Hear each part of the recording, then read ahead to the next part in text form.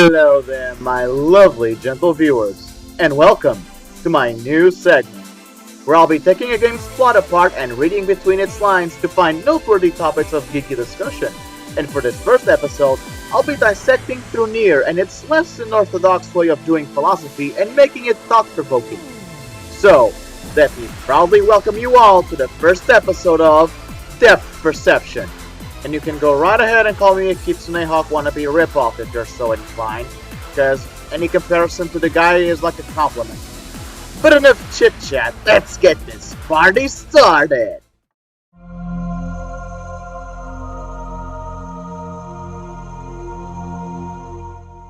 As a rational animal with literal millennia of history, most of it filled with bloody and ire conflict over resources, borders, and political leverage, violence comes almost as second nature to human beings. So it's really no surprise that violence itself was used often as a method of catharsis and or entertainment.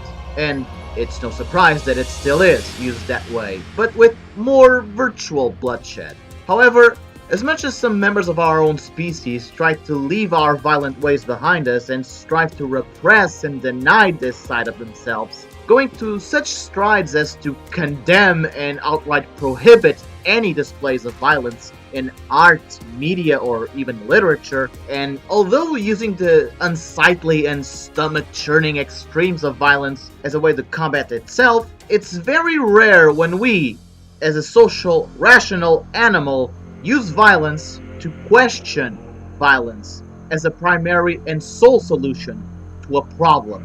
And sure, games like Undertale make a very good use of in-game mechanics to make us question and think about the ingrained RPG tropes and mechanics such as level grinding and how practicing violence on mostly innocent-looking animals is a necessity for progression and enabling our power fantasies. Unfortunately, however, as much as Undertale might sell itself as the game where you don't have to kill anyone, violence is often presented to us as an unquestionable means of conflict resolution in video games, and it's become so ingrained in players' heads that it's already expected of us to accept this as universal law without question. You know, something along the lines of dogs bark, the grass is green, and killing everything that stands in my path is the only way I'm going to get stronger. And although Undertale is an excellent example of a game that uses violence to make you question RPG tropes, I never really truly thought whether violence remained a necessary solution to any adverse situation until I played NieR. Though NieR holds plot, historical, and lore ties to Drakengard's 1 and 3, I'll try to stick with NieR's lore as much as possible to leave Drakengard out of the equation, since I want to talk about the themes present in Drakengard's 1 and 3 some other time in the near future. Well, in the world of NieR, from the very moment they are presented to us on screen, the Shades are portrayed as nothing but these little black beasts that we must cut down to get to our end goal. The Shades are depicted to us as these dark little creatures, these belligerent, violent nuisances, with the most powerful of them being pretty ginormous, and not to mention fugly and grim looking as well. No one knows why they are the way they are, or when they first appeared. They just are. They just exist. As with most cases, we don't question it, because this is how we are being conditioned to think.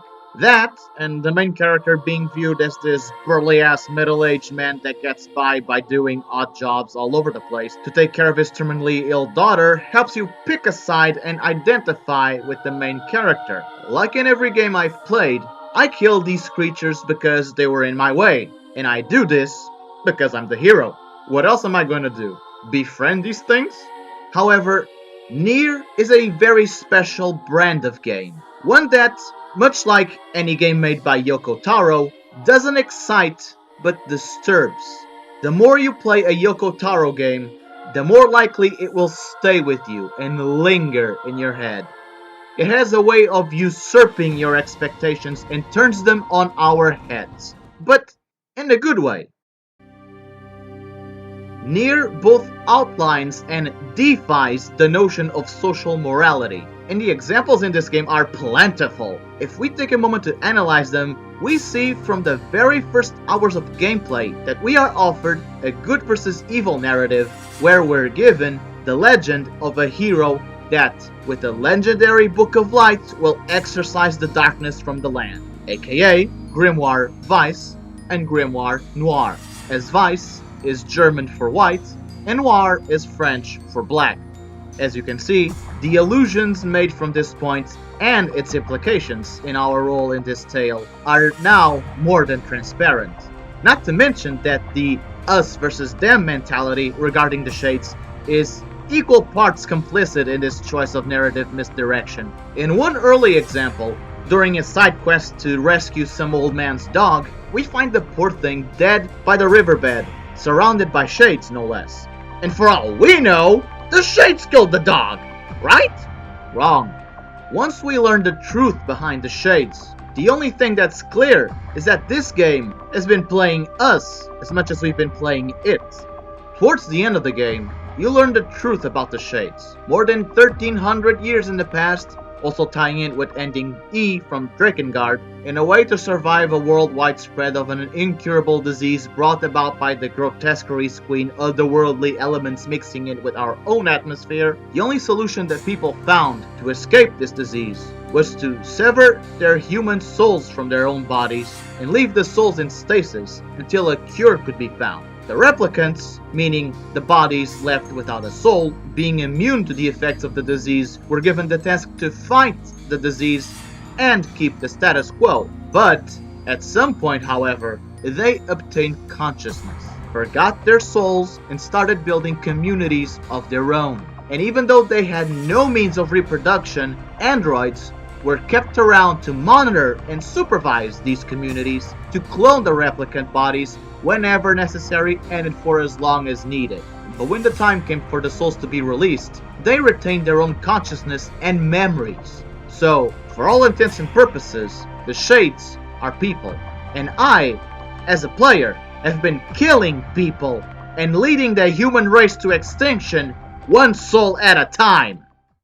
And as much as this information takes me aback and shakes me to my moral and ethical core, the titular main character calls bullshit on this and continues killing, no longer in self-defense mind you, but to save his own daughter. And he is as unsympathetic and unemphatic in his actions, even as he witnesses and feels no remorse or pity whatsoever when his own shade can only stand there and watch his own daughter die. This was a turning point for me. And even then, when you in fact kill the Shadow Lord because you have no other choice, you willingly doom humanity itself to extinction, since the Shadow Lord himself had an harmonizing effect on all shades. And with him out of the picture, all shades are soon to return to a mindless berserk state, no different than wild feral beasts. In this regard, NieR is one of the deeper games that delve on this issue of morality and the lack of choice. If that wasn't enough of a confirmation on who the real monster was, playing the game a second time gives you a whole new perspective, as it humanizes the shades by translating the previously undecipherable gibberish they spoke. And it's at this point that any player realizes the weight of their actions. As I usually like to say, perception and context are key. I began to kill the shades because I could only see them as monsters, as obstacles in my way. But when the shoe is on the other foot, to them, I'm the monster. And given my actions since I started playing this game, my title is most befitting of me. These realizations come as incredibly shocking and devastating. The world of NieR is a broken, grim, bleak place, doomed to death and meaningless conflict and bloodshed. And my actions have only helped to worsen this state. There is no glory, no catharsis, no joy to take away from this violence. The saddest part of NieR is that you can do nothing to prevent these events. Like in the vein of Bioshock, when Atlas finally reveals that the player has been controlled since the very beginning of the game, NieR shows that the protagonist's path and rise as the paragon hero of virtue was laid out and controlled from the very start. And this already heavy narrative, full of philosophical deconstructions, convoluted plot devices, and unsettling events, gains one extra layer of depth at the light of the meaning behind the titular character's name. NieR, N-I-E-R, is actually French for the verb to deny. And when you look back and analyze NieR's actions, it all seems to fit. He denies his choice. He denies humanity and the Shades a peaceful reprise. He denies his enemies their own lives to the point he relishes in an opportunity to kill any Shade. And at the face of earth-shattering new information that would otherwise make anyone's world turn upside down, he denies himself his own reason and his own humanity in both a figurative and literal sense. All for the sake of fulfilling a Wagneresque tragic epic. As if to signify that he's an avatar, an agent of causality, the one who moves the gears of this operative narrative. It's tragic and depressing, but it offers an excellent exercise on the truth of humanity's narrow scope of morality. But, and this is more of an add-on thought, if you're willing to go out of your way to get or see every ending, you have to kill repeatedly to collect and complete a story. But in order to do so, you are forced to accept the responsibility of your actions, while at the same time the game screams at you to stop and think about what you're doing. And in the precise moment that you make the conscious, willing decision of clicking that button to get ending D, then this places the ramifications of murder solely on the player, rather than the player's avatar. But hey, this is all just my interpretation of things.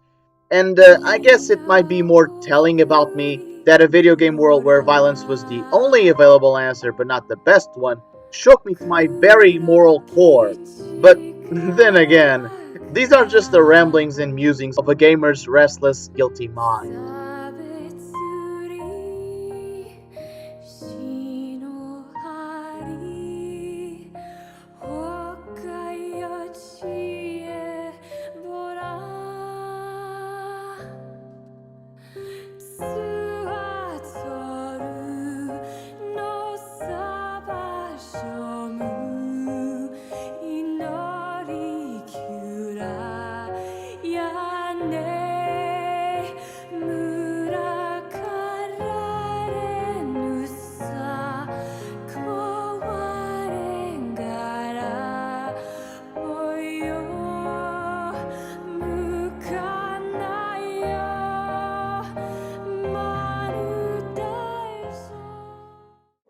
Hello everyone.